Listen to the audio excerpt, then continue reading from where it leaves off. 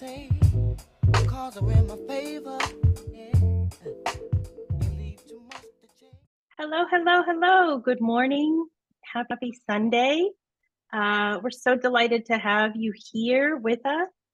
I'm excited to introduce Drasana Drew McDaniel, my guest today, and get a chance to talk about her Alchemy of Now framework in relationship to the question of human thriving. We would love to know where folks are beaming in from and just warm up the room a little bit. So feel free to add in the chat where you're coming from. And there's a handout for today's slides. So Makita is going to drop that handout link in the chat for you in case you want to take a look at the slides that way. Welcome from Greater Houston area, Latoya. Thank you for being here. Ben, so lovely to see you again. Welcome from Oregon, or the Oregon area, the Portland area of Oregon. And wow, Makita from Berlin. Thank you for zooming in from a whole other country. I'm in the Bay Area of California on Ohlone land. And Kirk from Ladson, South Carolina. And Drew from Charleston, South Carolina. So, okay, the South is in the house. And the South has something to say. All right, well, so without further ado, let's get into it. So I adore Drew. Thank you. Thank you for the shout out to my playlist. Drew and I met several years ago now when we were in a group designed for academics of color who were having a hard time finding a home in the academy and needed support, not just for our sort of emotional, psychological well-being, but also for our academic development. And so we got to work together there, and I got a firsthand glimpse into how thoughtful and deeply considered Drew is. She self-describes as a writer, a speaker, a scholar activist, a process guide, and a consultant. And her work lives at the nexus of philosophy, religion, women's spirituality, and the psycho-spiritual path. And I can attest that she is so deeply well-read in these arenas. And her idea, every time we talk about her ideas and her work, my brain sort of like grows and, explodes a bit. So I just feel really lucky to be able to bring her into conversation today and to, build an audience around her work. Just phenomenal. So, Drew, do you want to add anything about yourself before I move on? Just thank you. Yeah, I'm just really grateful to be here. It's I wonder how like the openings, right? Like thinking about how we met and then all of the deep relationship that we've developed and and then here we are now talking about frameworks, which is just remarkable to me. So I'm just grateful to be here. Thank you for creating the platform and inviting me to be a part of it. Yeah, well, of course, you're part of the reason this platform was created. Your work, you're brilliant, and people like you. So I'm so happy to have you here and to call you friend and to be a colleague. And yes, let us get into it. So I'm going to mute myself. I'm going to hand the mic over to Drew to talk about this Alchemy of Now framework. Powerful stuff. Take it away. Thank you. Yeah, so this framework, it's something that I've sort of thought of as really an ethos for how to live. And by that, I just really mean like how to live, like thinking about the difference between living and survival, or even survival and thriving, right? When we think about Dr. Kia's brilliant work. And it was born of, the thing about frameworks is I always say, I think that we all have a framework inside of us, but this framework in particular was born of my lived experiences as a mother, worker, scholar. And it was born in a conversation. I was taking a class entitled Radical Mothering in the Anthropocene. It was a really incredible class, the last class, I think, of my master's program. And we were broke out into small groups to discuss I think it was like 4 readings that we engaged with. and just like kind of what came up for us. I'm so sorry.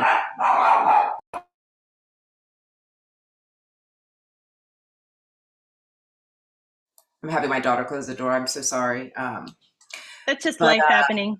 yeah, just the pups doing what they do. So anyhow, this conversation that I was having with colleagues, we're sitting around and we're talking about these different pieces of work, and a lot of the considerations that we were sitting with in this course had to do with change, had to do with climate change, right? Had to do with ecological breakdown, had to do with ideas around like social healing. And I remember listening to my colleagues, and I'll just be really explicit about the fact that I was the only Black woman in that small group, but listening to the people in my cohort and their responses and reactions to the readings we engage with. And there was a lot of should.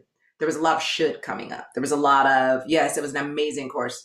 A lot of they need to, and this should be. And I just remember, and I'm a person who likes to talk a lot, especially when it comes to like juicy things like climate change and choices we make and such. And I just remember being silent. I just remember like that I kind of shut down and listened. And I didn't really contribute a lot to the conversation. What I did do is I said to the cohort, I'm going to send you all a recording. I need to just sit with our conversation a little more since we kind of ran out of time, and I'll share my thoughts. So I submitted my thoughts to the discussion portal, and it was my professor, Dr. May Alawar, who said, wow, you have a whole framework here. And I was like, what's that? What's a framework? And then that's where the Alchemy of Now was born of, is like just it being named, right? Being named as something. And I know Angela Davis, when she talks about framework, she talks about frameworks as something that we can think through. And so that's really what this has been. It's an alive sort of contemplation, if you will, on how to be with what is. Very specifically, how to be with what is when you're not necessarily oriented to, or even in a position to should or blame or point fingers.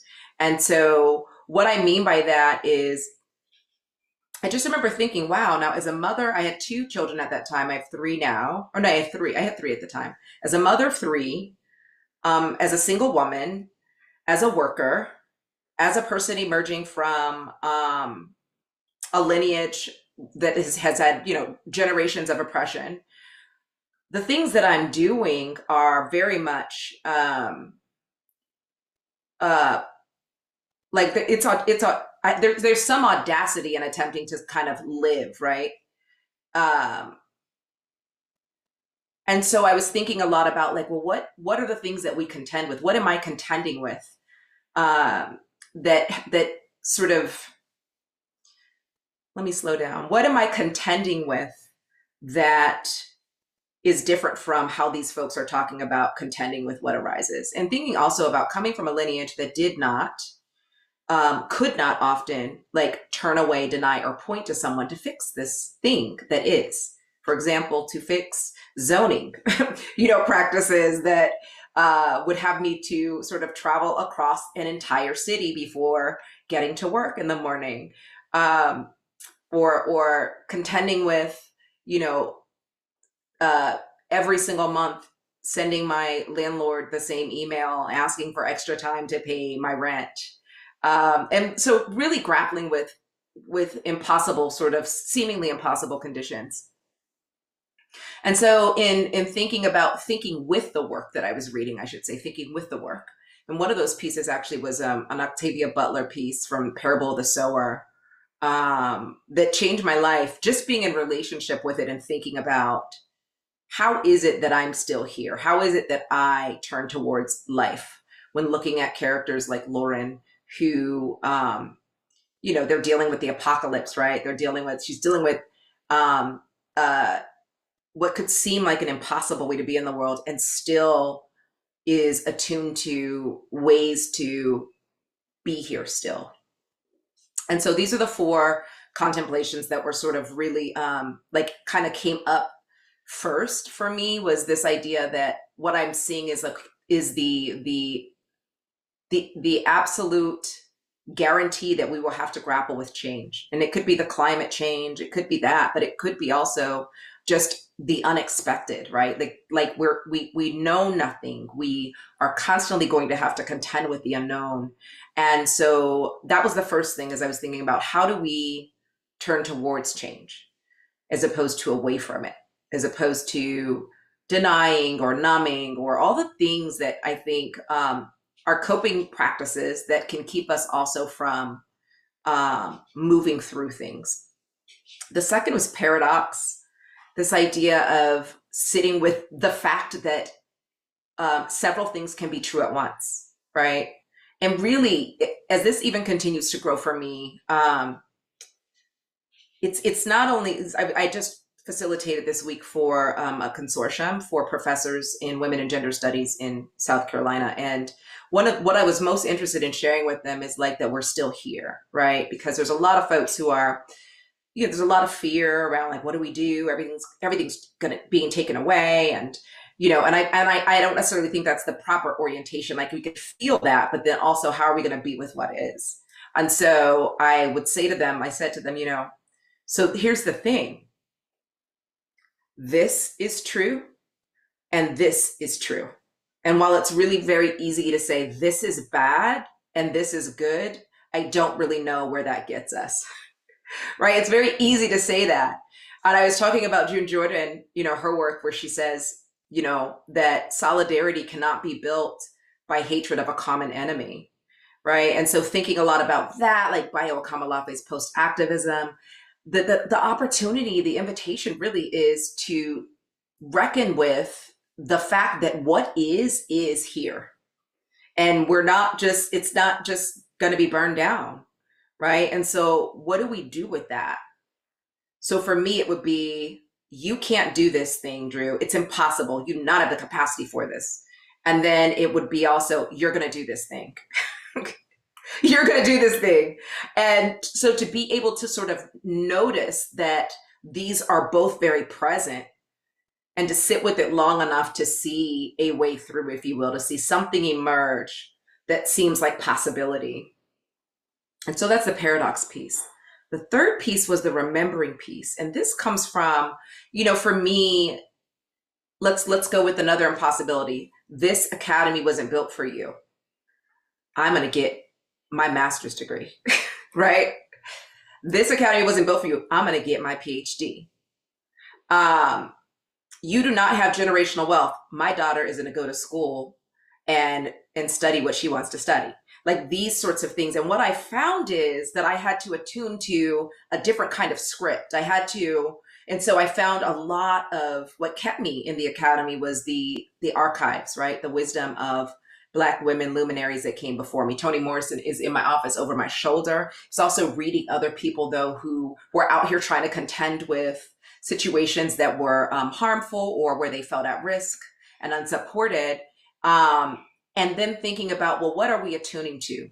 And so having to unlearn so much of what it looked like and attune to what those who came before me knew about how to do this thing or learned about how to do this thing. So when I talk about remembering, and this again is a part of like how to stay here, how to live, right? That there's deep wisdom in the archives and there's deep wisdom in our lineages. There's deep wisdom in our kin, right? That helps us to remember, to put ourselves back together, right? Where these other sorts of narratives can estrange us from ourselves, right? Can have us barking up the wrong tree, so to speak, can have us attuned to the wrong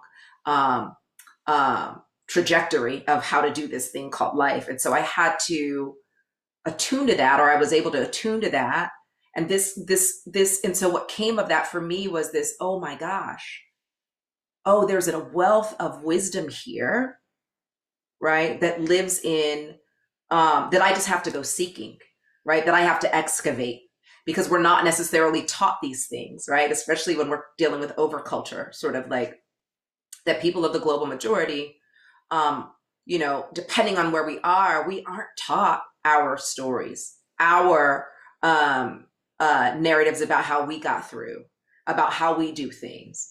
And then and so that's remember, that's that dimension. And then we get to the fourth, which is revival, right? And revival for me is a throwback to the historical Black church, where we had episodic revivals, where, you know, I did some work when I first came here.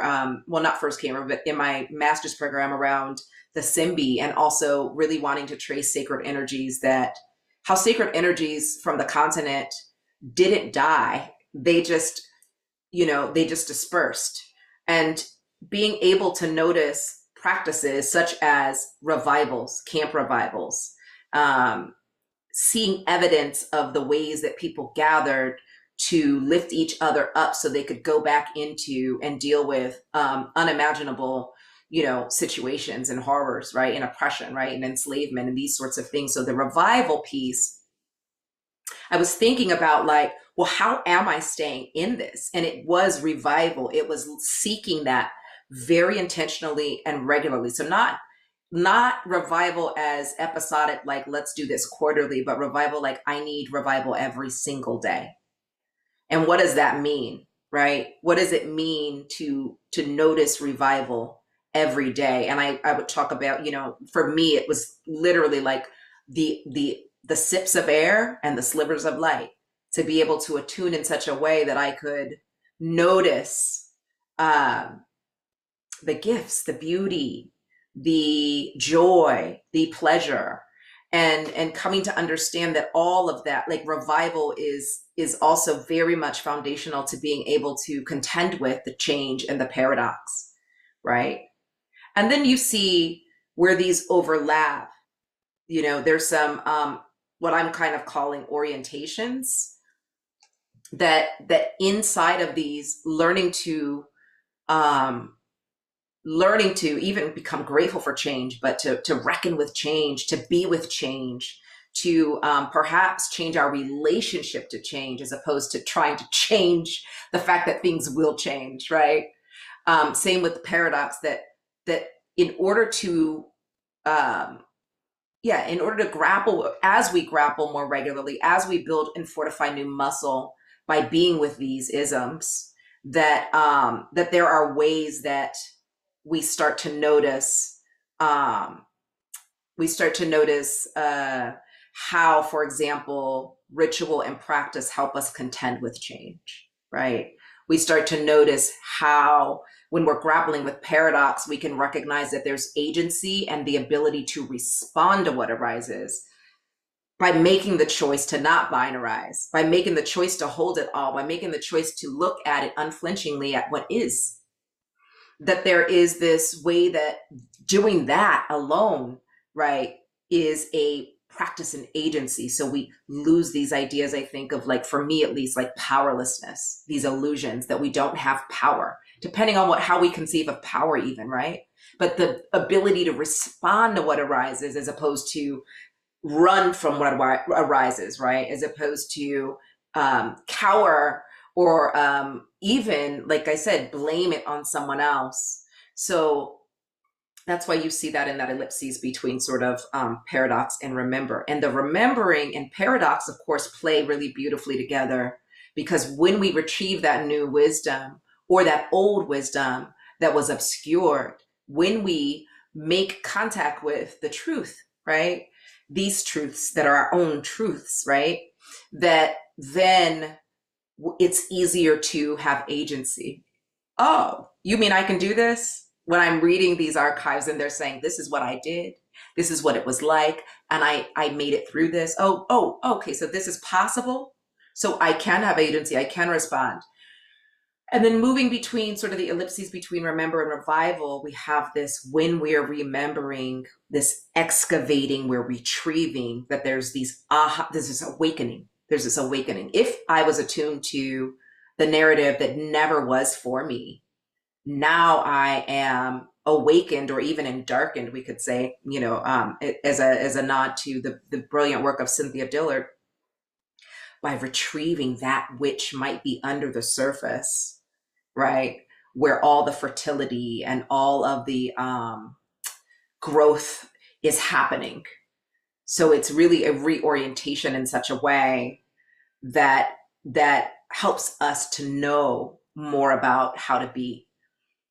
And then between revival and change, and this is not linear, of course, but just kind of thinking about where might we place these orientations that we pick up by contending with these different sort of contemplations, that there's emergence and there's reconciliation, right? That with revival, there's this reconciliation, this putting back together, that with revival and the revival that sustains us enough to turn towards the change, that we can potentially see change as actually emergence. And not only that, but as a skill, as a practice, like being able to attune to emergence in such a way. And this is what I mean where I say we come to give thanks for change, that we're so attuned that we begin to notice, oh, that change is for this. It's not a threat necessarily. It's how it be, right? Things are in motion. Things are constantly in motion. Nothing stays the same. Everything is dynamic. Everything is fluid. And then I know I'm talking a lot, but I'll just really quickly, that what we see here, sort of like the illuminated parts and pieces, these phrases that are kind of coming through the dark, is that what we come to know is trust. What we come to know is radical hope. What we come to gain is this capacity and this agility, this willingness to be with fluid, right? This to flex, to stretch, and from that to be able to create something different. We see that we encounter and pick up awe, and awe really as a way of seeking, a way of seeing, a way of being. That's the remembering, that's the revival. That's the pause between the urgency where we find awe. For example, I walked out every day. I've been watching my garden, and it's fully here now. The garden is hey. So I walked through a bunch of butterflies, and I was just I had to just stop for a minute. I'm okay, here we go. That, to be attuned in that kind of way, where we find this awe and this joy and this pleasure and this holiness, if you will, right? The numinous in all things, because we're so attuned. We can trust that revival is always going to be there. And that lends to our experience in wholeness and integration. Might I integrate this reckoning with change? Might I integrate, right, this inevitability of paradox by being with it differently, being with it in such a way that both this might be a little tricky and challenging, and there's this bliss bubble right here next to it. And then the last is, this recovery. That's what revival does too. It helps us to recover, right?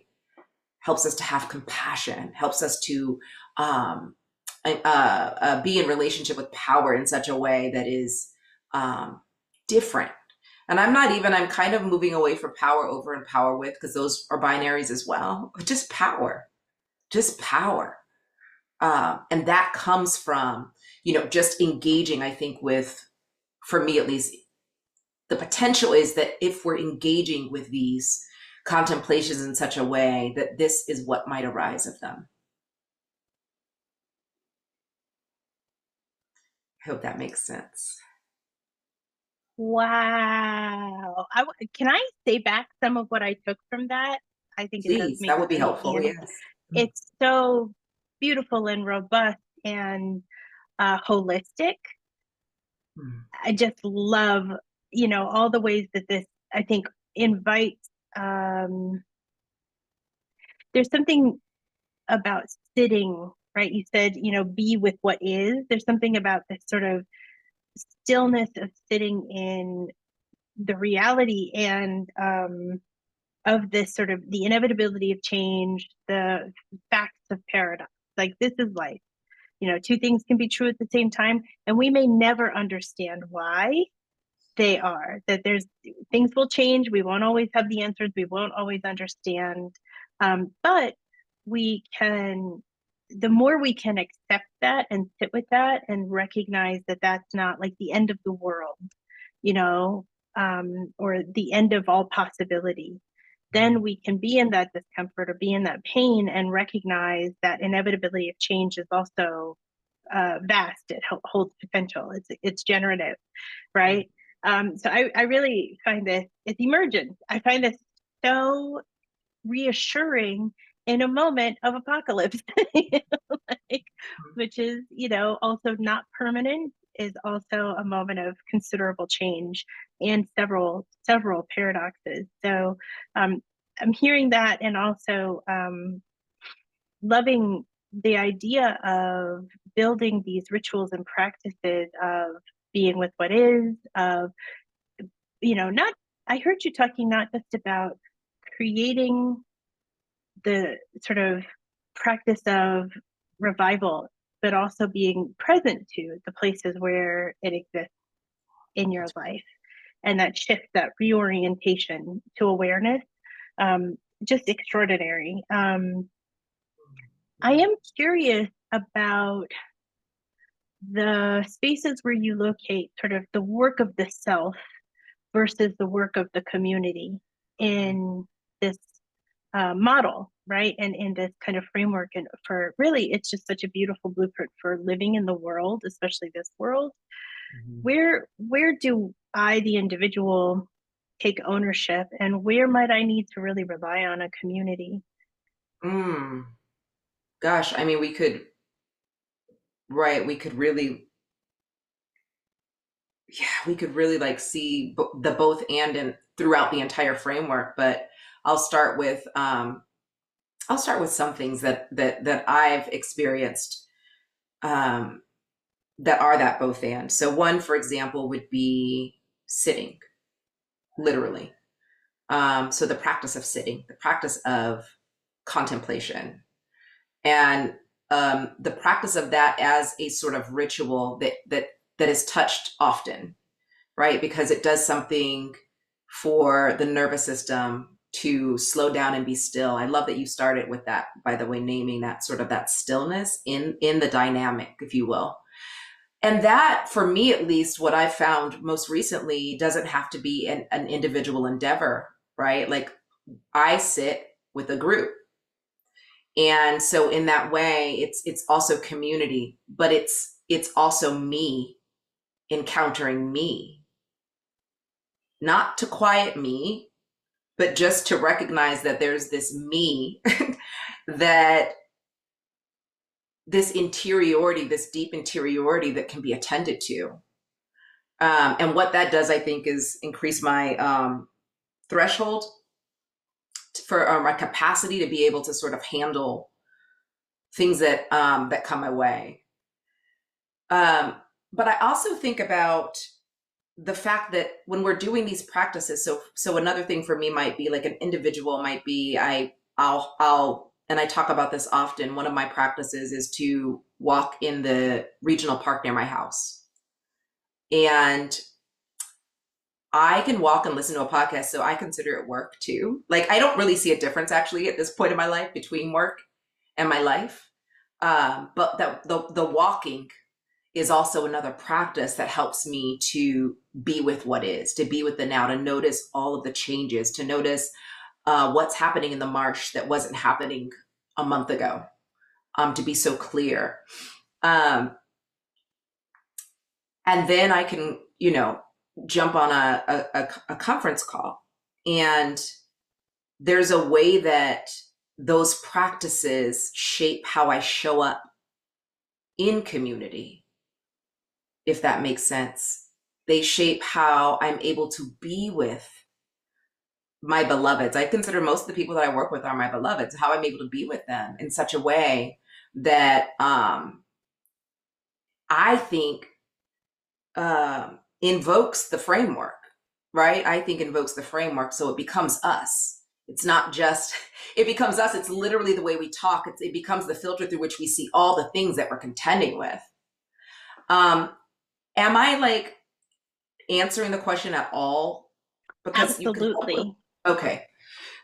Yeah. And since we're a small group, I thought, why not open up the floor so other folks can kind of ask the questions and engage with the framework as well. Does anybody want to hop in and be a part of the conversation? Just unmute yourself and jump right in. And we get the slide back on. I'm so happy you're here, Kendall. Absolutely. Hey, Drew, how are What you a doing? treat. Oh, how nice. Well, And welcome, Kareem. We're going to drop the handout in the chat again so you can catch up to us. And yeah, go on ahead, Kirk. Or did somebody want to speak up or ask a question? Yeah, no, I have a question. I think my question currently, as I'm sitting here thinking about it, I think about how this is being present is such an on-time message. Like you said earlier, Dr. Kia, especially in these times of chaos and everything else that's going on. And I think even if we were in peaceful times, this framework marries itself really well to how we should navigate different things. So the question that I would propose is if you could pick at youngest a grade level that you would introduce this into an education system, where would you put that? yeah, I mean, okay, so here's what comes up for me. When I think about nursing my babies, I think about how that for me was probably one of the greatest lessons I ever had in stillness and reciprocity. And they didn't even have words. And then now I would say that based on the experience of witnessing their way of being in the world and learning, once they began any type of schooling, and I was fortunate enough that they went to Montessori, that it's right there. It starts there. And I think it starts there. It's because first of all, Montessori is such a generative, liberating space for learning because we can be slow, because there are so many opportunities to like sit with and demonstrate and play with, quite frankly, play with change and play with paradox. And then what I think is, I honestly believe it just keeps on going.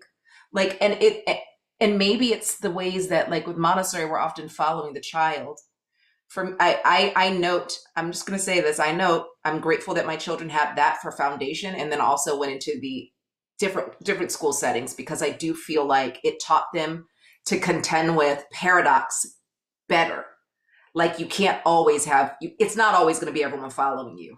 It's not always going to be right that you're going to have to deal with the fact that there's someone in this class that might be annoying you. And I think that being able to, those are really great teaching moments, right?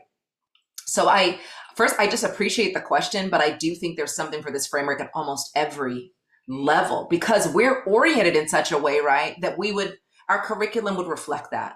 The way that we respond to the students would reflect that, right? The way that we invite the students to ask questions or to be with the I don't know would show up. There's so many. I think it's just, when I was teaching as a professor in the classroom for a couple of semesters, even, like, this was all in there. So I think it's like, there's something that I say, you provide the answer to your child at a level they can understand. When they start asking you questions, you respond in such a way that they can understand. I feel like this framework is that kind of framework. It's that malleable, it's that generous, it's that porous, that we really could sprinkle it, in everything, every level. I think there's extraordinary power also in teaching very young people the strategies that you're talking about, right? The strategy of presence, the strategy of, to some degree, to the extent that it's possible, stillness, or at least recognizing stillness, the strategy of seeking and engaging in revival, music, right? And including like communally generated sound as ways of reclaiming center, as ways of anchoring into possibility.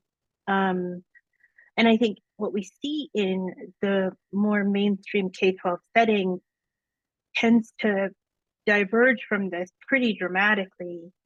And of course, then we see all of these challenges in the developmental trajectory of young people. So I think this is just, I think it's an extraordinary model for designing the experience of the child, and also an extraordinary model for building their capacity. So not just what they experience when they come into an educational setting or a learning setting, but also how they are explicitly invited to engage with the world. I just think it's a really, really powerful tool. Yeah, that can happen at any age. Yes. Hmm. Yeah. When you said, music, I thought about like one of in Montessori, the children, there was often a garden, and like Mm-hmm. eating what grows, like just the awe of the moment of biting something that you like, that revival, right? That like Mm. pleasure in tasting how the strawberry, the texture, how sweet or tart it is, like how that too becomes, yes, those moments for presence. So the stillness, eating a strawberry, there's stillness in that, and then that awe, like that revival, that like, oh wow, like that it's just the small is all, right? Like Adrienne Marie Brown says, it's the small Mm-hmm. is all. It's just, yeah. Mm. Mm.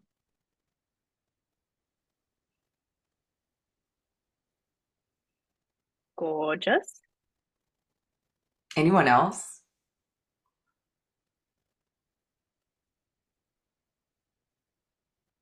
Another question, Drew, just gratitude for the specificity with language to like give texture to what you're trying to offer and offer the world. I just know that takes it takes time to to have that clarity and be a portal. So thank you. Thank you for that. And I see the same for, Ben, your beautiful framework. Like, I think when I think about these frameworks, I know we're going to talk about Dr. Kia's in just a moment, is that like what I see is that when we're in relationship with it, there is like this, yeah, there's this amazing, like the specificity like starts to develop. It's almost like there's this curating, or this what am I thinking of, like fermenting almost, right? That kind of happens, and at the same time it just keeps on also like expanding too. There's so much spaciousness, like there's new associations, there's new reckonings, there's new knowing, right? That is also there. So thank you for saying that. Because I never knew what it would be like to be in relationship with ideas and wisdom in this way. And it's remarkable, like how generous it is when we're just in relationship with these ideas and these memories, So thank you, Latoya.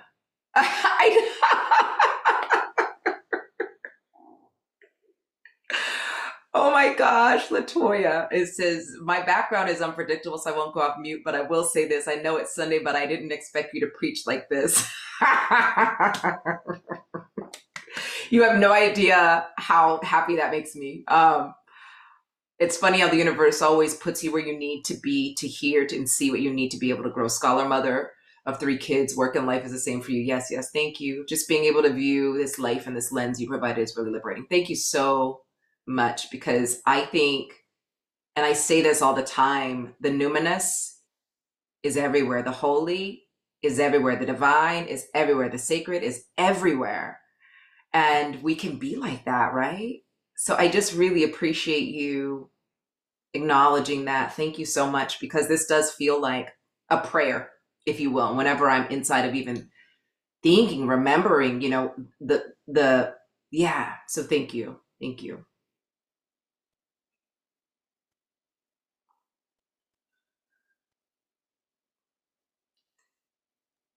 This is incredible. Anybody else want to jump in before we move to the next phase? There's so much here. just I one might just more. Go ahead, Makina. I was just gonna say that Ben put in the chat like a prism.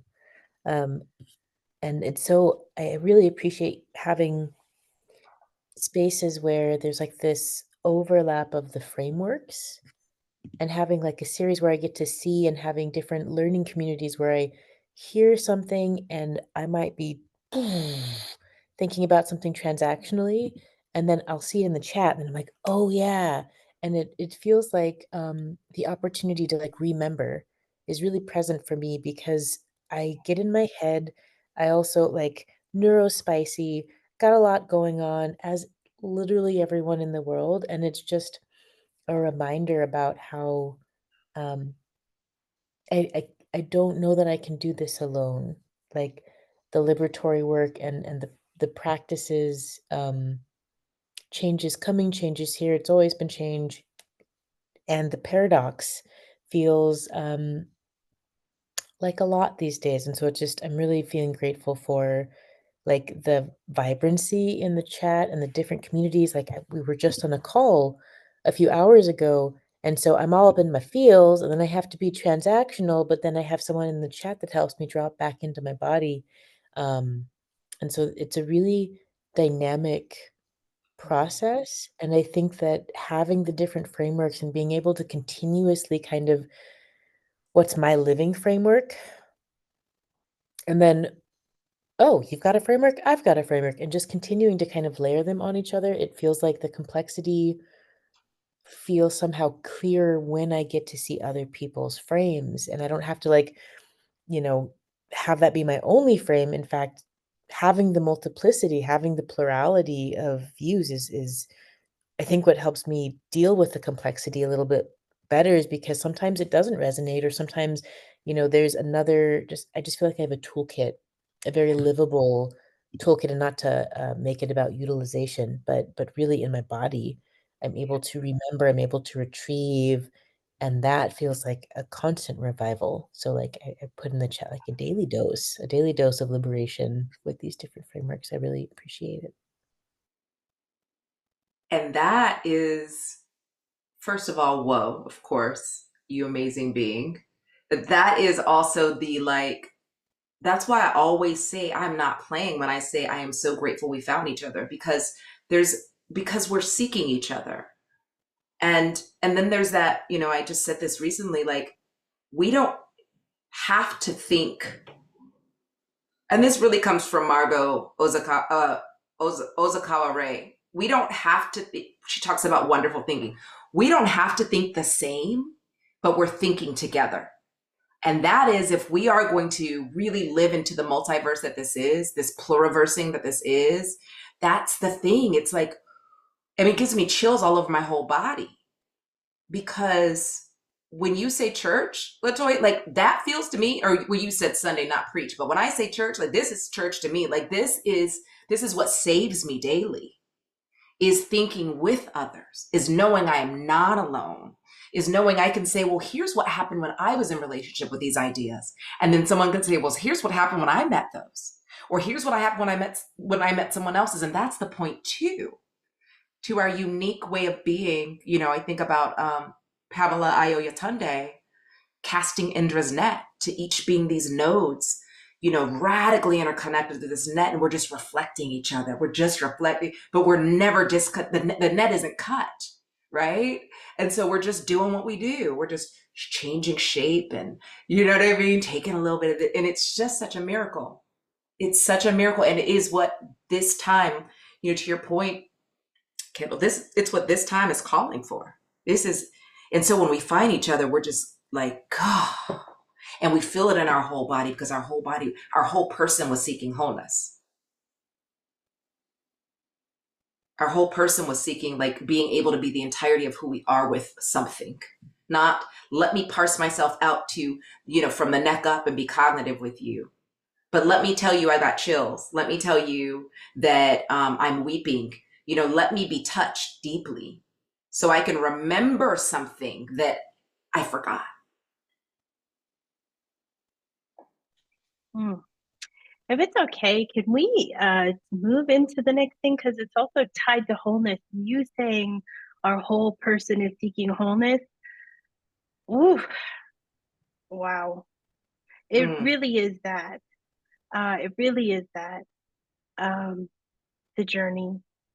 And we get back to your invitation, to your question around bringing this into the lives of small humans.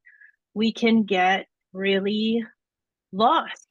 We can get really disconnected from our whole self in our journey forward. So I want to give us just a little 1.5 minute moment of integration and then move to an additional framework.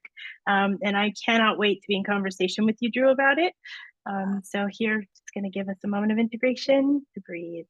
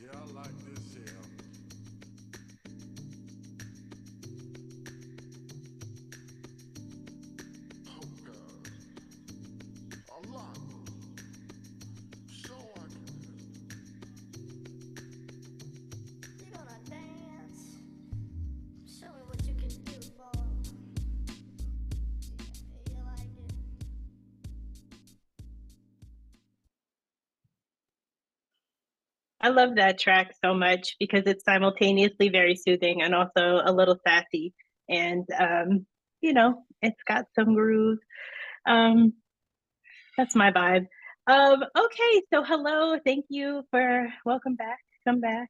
So what's so fun about listening to you talk about your framework, Drew, is the way it's anchored into your own lived experience and that kind of you going inward and being rooted in the wisdom that you carried into the moment and the questions that the moment was calling up for you.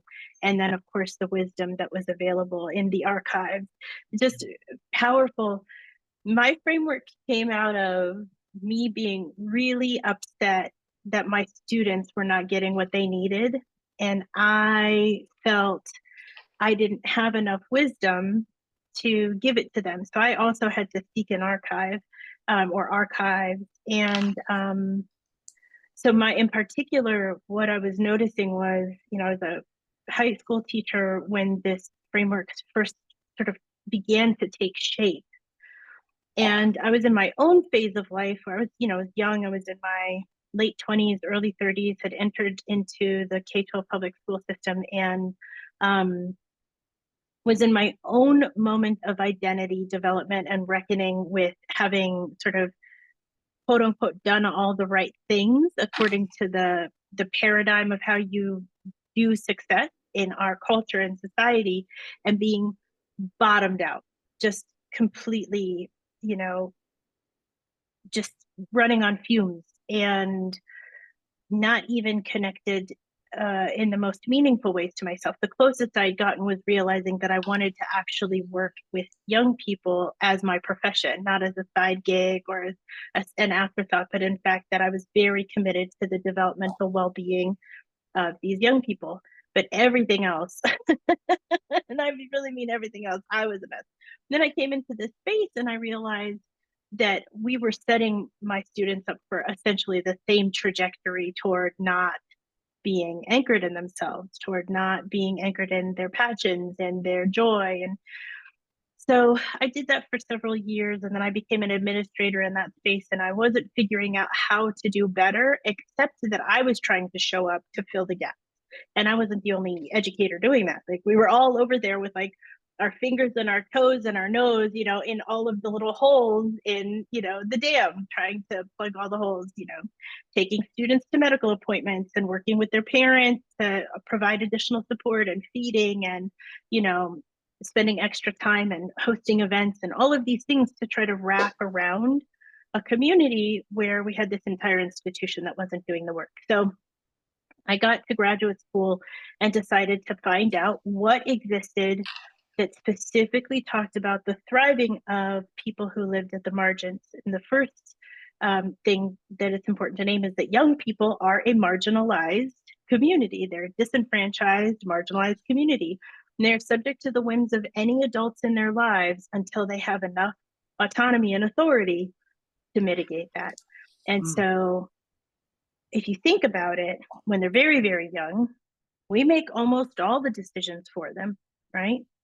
When they eat, what they eat, to some degree, when they get they're in the conditions to sleep, what they wear, who they see, what happens to their bodies, what doesn't happen to their bodies, all of those decisions. And then as they gain more, autonomy, more mobility, if they do, they get to start to make those decisions for themselves, but they can be punished for those decisions by a whole slew of adults that they encounter, whether they're at home, out in the community, in their schools, in their activities. They're absolutely subject to the whims of adults until they are fundamentally adults. And so that's the first area of marginalization that we often don't think about. And then if you add to that, this is getting into intersectionality, gender, race, sexual orientation, disability, money, right? Resource, economic dimensions. You can see the sort of layers and layers and layers of complexity that can show up in a young person's life as they're doing the work of becoming, right? Or figuring out how to express the being that they already are into the world in, a vibrant way. So I went and I looked in the archives and I said, okay, who is talking about thriving for these people who are, multiply and complexly marginalized? And like, it really wasn't happening. There was just resilience. It was just survival. It was just resilience. It was just survival. And so I thought, okay, I got to find out what thriving would actually mean to these communities. So I asked them, and this is the framework that came out of that. I specifically began my conversation with young people who were Black and queer, trans, non-binary, and same gender loving. So multiple dimensions of being considered people who aren't supposed to be able to thrive. And they said, actually, we have a vision for that. We even experience it in some ways. And here's what I'd like to see the world designed toward. And this is the framework that came out of that. And since I brought it into the world, it's been fun to see people who are not that community also go, oh yeah, I want this for me too.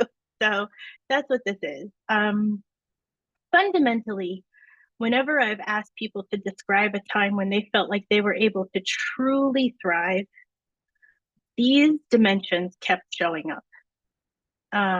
They, even when they were not with other people, they were grounded in a sense of belonging, grounded in a sense of being held, grounded in a sense of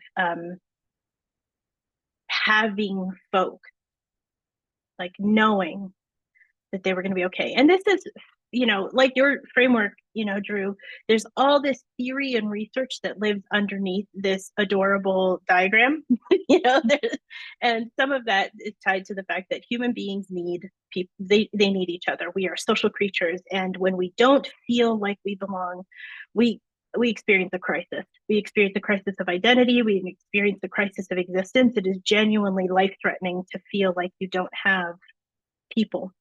And this is the source of so much of the violence that we see in the world right now, is people becoming disconnected from themselves, their spirit, and disconnected from community. and that in a healthy, balanced sense of belonging. So the other thing, of course, was identity. And for Black, queer, trans, same gender loving, and non-binary young people, identity and selfhood are constantly contested, right? They're not supposed to know who they are. They're not even supposed to exist in some people's eyes. They're not supposed to be able to do the things that bring them joy. One of the clearest things for me, I was teaching high school. So in high school, kids, start dating and having partners and that sort of thing, or, girlfriends, boyfriends, etc. And when, unless it's a very, very safe and supportive environment, my queer, trans, and non-binary kids couldn't do that, couldn't be out doing it, had a hard time finding any opportunity to practice romance and intimacy the way that other kids got to. Black children are disproportionately targeted by every form of institutional violence, right? And that gets more complicated with gender and so on. And so the selfhood stuff is really, really challenging. And yet, these young people I had spoken to, often in community with one another, had found a place where they were able to say, I know who I am. I'm going to tell the truth about that because I can, and I love this person, and I'm going to bring this person more fully into the world. And again, there's research that says this is protective, this is crucial, this is generative, right? Being able to say, here's who I am. And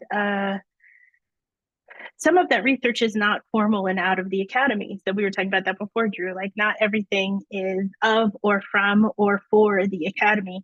Some of this is research that's just people recognizing that their cultural practices, the one that I anchor into is the Sikh practice of assuming that a human being arrives into their life self-actualized, and the community's job is to create the conditions for the expression of that whole self, wholeness again, whole self into the world.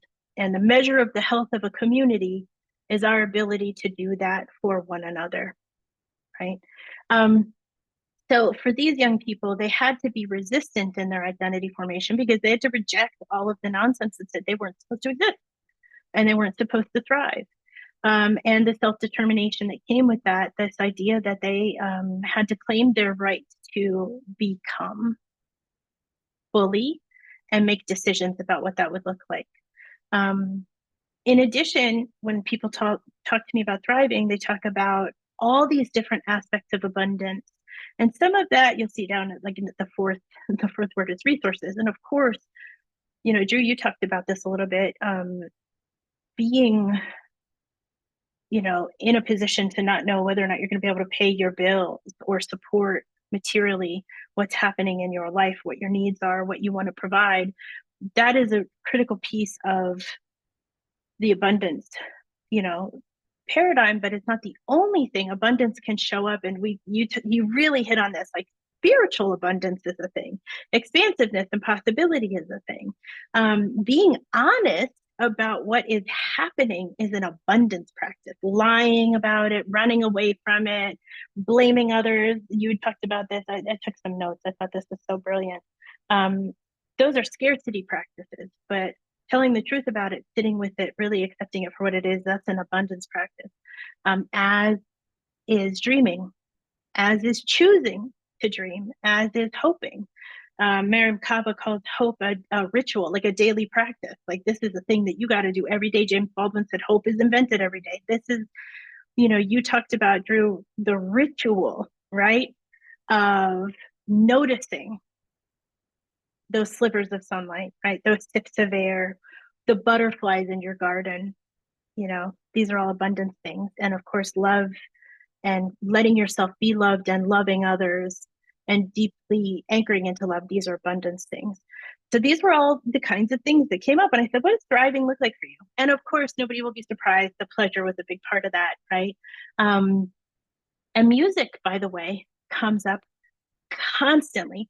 Music and play are excellent examples of things that encapsulate this entire framework, often in some way, shape, or form.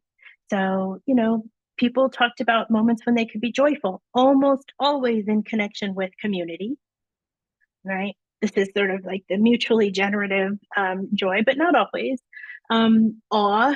So we're back to the butterflies in the garden, the sunlight, shining through the trees. Um, one of my early participants, she went to a women only festival and just got to be in a space where there were no men and no men allowed. And for her, that was this kind of like extraordinary, she'd never felt safer in her life. And the awe came from that feeling, letting that feeling of not being threatened, not feeling unsafe in any way, settle into her body, settle into herself, and realizing that that was possible.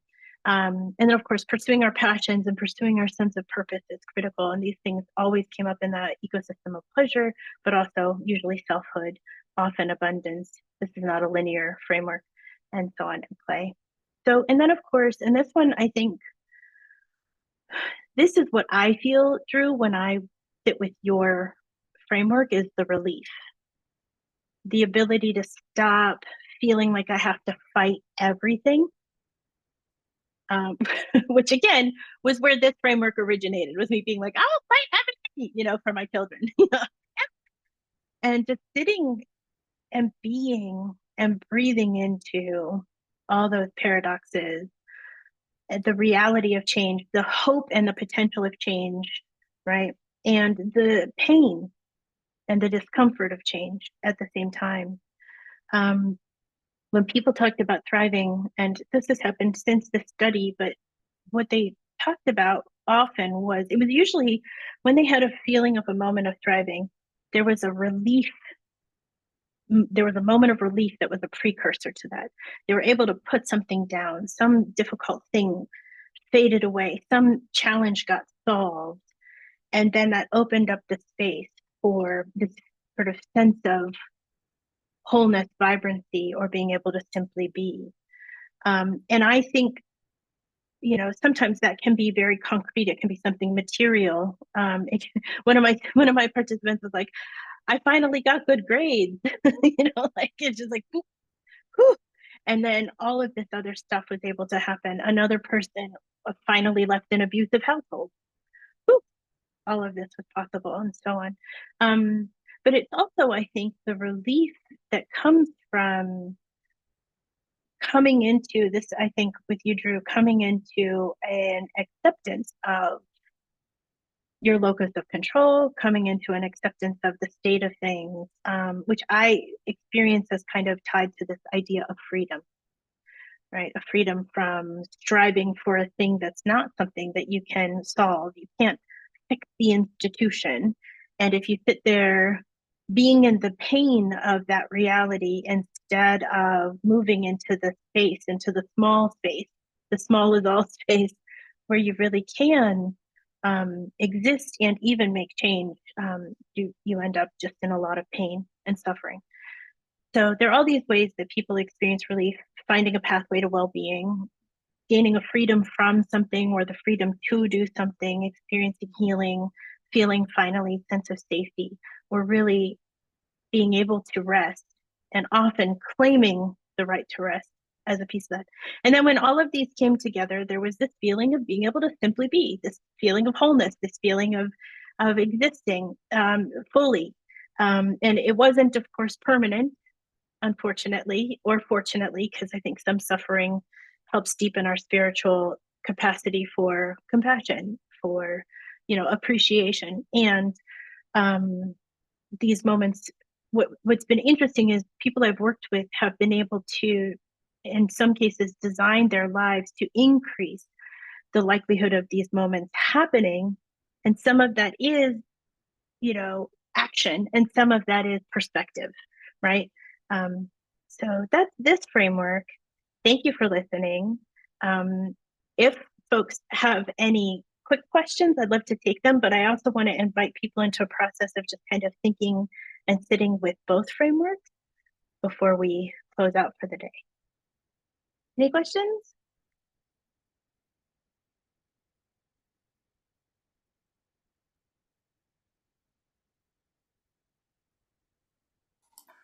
Yeah, I don't have a question, but I have a, Mhm. an aha. This is so powerful, isn't it? How many, I've seen this so many times. I've discussed it so many times, but I just had this aha around the fact that so much of what you have on this framework now is something I experience. That's deep. There was a time when I didn't, and that's the beauty of like having these, that's the beauty of the long game, I think, is there's a lot of things I still contend with, but do I have a sense of belonging and community, kinship and chosen family? Yes. Mutuality in the work and the way that I am in my relationships? Yes. Self-determination? Yes. This resistant identity, this asserting of myself, this loving myself, knowing myself. I mean, yes. And that's always dynamic. But the joy, awe, passion, purpose, play is what I'm constantly, that's the openings that I'm constantly attuned to when they open up. Oh, let's go play. Let's make space to play in the middle of the swirl, in the middle of the busy. Safety, right? Being in a home, I realized the first time I felt safe was when I could actually live in a place where my daughter could go play outside. That's something, my other two didn't experience that in the same way. Rest. I mean, truth telling, like doing the work of our purpose, which means we're constantly telling the truth about what is, like sitting with when I was facilitating for the professors this week, who, like I said, mostly white women, mostly just like, I don't know what to do. And I'm like, you're here. And being able to say to them, y'all are like, oh my God, I can't believe this happened. And we are line dancing. Is that we are line dancing because it is happening. And we can't act like it isn't happening. And we have to stay alive, right? But to be able to say that to a bunch of people in the academy, truth telling.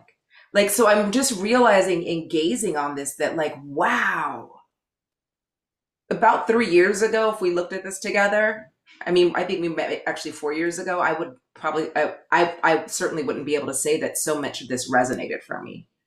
And that is something else to notice, that is something else. That makes me really happy for you. It sounds like there's been, growth in your ability to be in that joy and to feel a sense of thriving. That's extraordinary. And to your point, there is going to be, though, the other is going to come up, right? Like that's the other part, is like thriving isn't, you're not stuck in a gear. We're not in a gear that we're locked into. So because I'm very much interested in making peace with what isness of things, right? Then I can be acutely aware of the moments where I feel thriving. In the same way that I can be acutely aware of the moments where there's fear or insecurity or loneliness or confusion.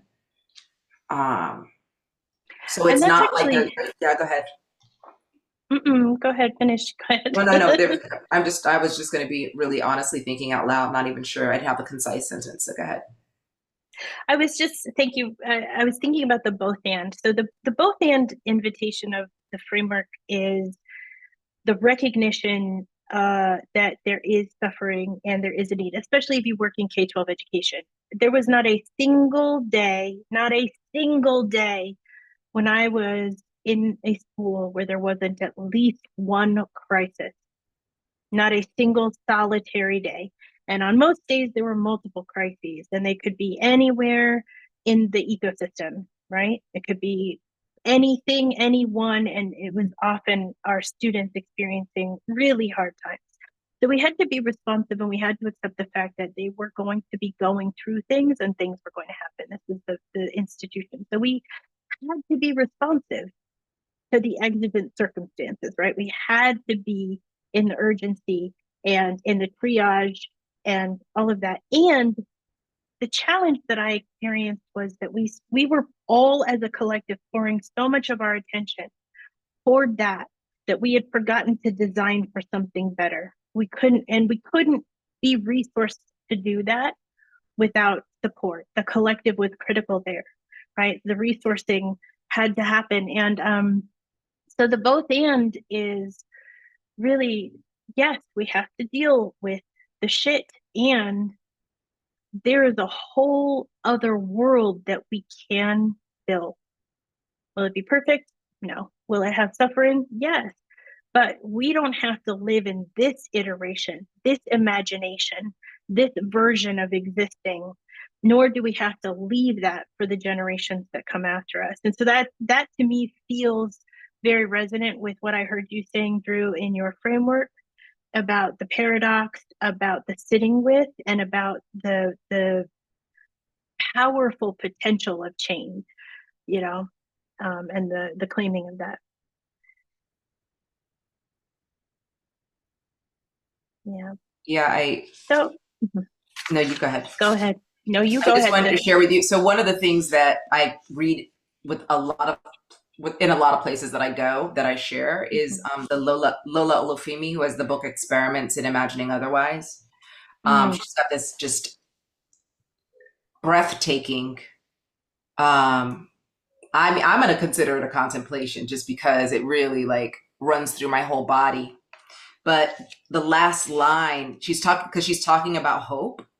And not hope as it. She starts with no poetry and no hope is an empty gesture of optimism. But the very last line is, no more performance for surveillance, capital, and friends. Whisper only one promise, to remain steadfast in the belief that this cannot be all there is. Like that line is what you're talking about, right? Like, what are we can create something different. Like, this cannot be all there is. And when we know that in our bones and our body, and we keep encountering others who are looking for each other because we know that too, right? Like that is just, that's where, to me, that's where it's at. That's the practice. That's the practice. That is, and it is creating that. So when you talk about being in that, that is, you know, is in fact, as you engage in that practice, as you build the rituals, as you know, remember, right? The archive into the present, and yourself into that archive, and yourself into the moment, and all of those things, that is in fact creating that world. Choosing not to be in denial of what's true is that world. It's healing in action. And that is why I think your framework is so exciting. That's one of the many reasons I think your framework is so exciting. So I know we're coming to the end of our time together. So I want to invite you all in the audience, all of us, truly. We're not going to do breakout rooms, but I do want to invite you into this contemplation. How might you apply everyday alchemy, right? This sort of wisdom of the archive, the wisdom of the reality of change, the holding of paradox, the remembering. How might you apply everyday alchemy to what's arising in this present moment? And perhaps even use that as a way to build toward thriving. So that is the provocation. And give you a few minutes to think about it. And please feel free to like just come off mute and reflect out loud or add thoughts in the chat. Can't wait to hear from y'all.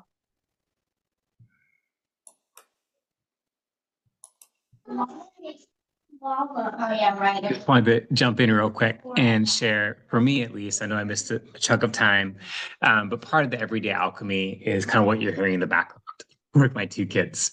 So I think as far as like an invitation toward integration, when so often we're compartmentalized with how we see ourselves or see possibility. Wow. Yes. Wholeness. The whole wants to be whole. The whole self wants to be whole. Yes, the whole self wants to be whole. Thank you for sharing that, Ben. And thank you for letting your kids be part of this. That's cool. I think what's arising for me about everyday alchemy is the practice of like releasing resistance to the friction because it's going to be present. Like there's something about just acknowledging that I'm going to feel a thing, and I'm at this point going to feel probably a bigger thing than I would have felt if my like state of being was regulated. Like I feel like I just kind of live outside my window of tolerance a little bit, and I'm just kind of like always buzzing. And it's been interesting to kind of imagine, what's coming to mind is I don't cook, but I imagine that there's like bubbling that happens when something is cooking.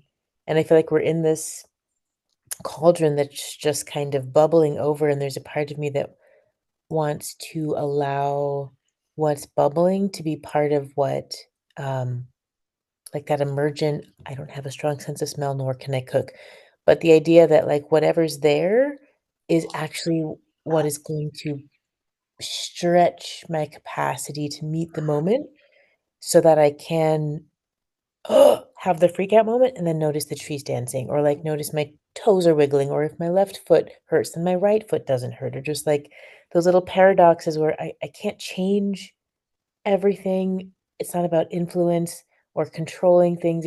For me right now, it's about alchemizing what is and understanding that it's going to be super messy. Punkt in German, that means period. That's it. It's going to be messy. I'm going to be messy. Mhm. Thank you. It looks like I always want to say Kendall, but Kirk. Capacity and freedom are words that come to mind as I think about daily implementation of alchemy. Yeah, there's one thing, because the one thing I didn't say, y'all, but it's you've said it. So that's the other thing that's lovely, is just the naming of like the transmutation comes from the being withness, right? It's the withness, it's the becoming with, it's the being with, it's the witnessing, right? Like, so it's like, that is a choice that we get to make. And so when I say to people, sometimes it's not even changing the situation as much as it's changing our relationship to what is, the power in that. Because when we transmute, when we decide, and I've said this, some of you all know, but like I think about Karen Barad's work around intra-action. When we decide, like not interaction, but intra. So you've got the subjectivity, you've got this and this meeting this and this meeting this, and being changed and never the same as a result of having met that is like a thing that can happen, right? If we can see that, like me meeting what is makes me different with what is, versus like what you said, Makita, so beautifully, release that releasing, whether instead of resistance, I mean, we could say resentment too, but instead of resistance, it's the meeting. And we know that that's not always comfortable, but that's not the point, because you can meet it or resist it. But transmuting requires meeting, requires relationship. Okay, thanks, Kendall. I see Latoya also talking about transformation, being honest about what is, embracing what is, and using it to move on to what could or will be. Mm-hmm. Yes. Mm-hmm. Yes. It just gives me a much deeper sense of hope and possibility, especially going all the way back, Drew, to the beginning, where you talked about what your ancestors knew or were learning. This opportunity to be in both, right? The wisdom, the established wisdom, and the developing awareness, the developing strategies. All of that also gives me a tremendous sense of hope right now, because there is some stuff that I feel I know, but broadly, I feel like I'm mostly learning and trying to figure out how to meet this moment.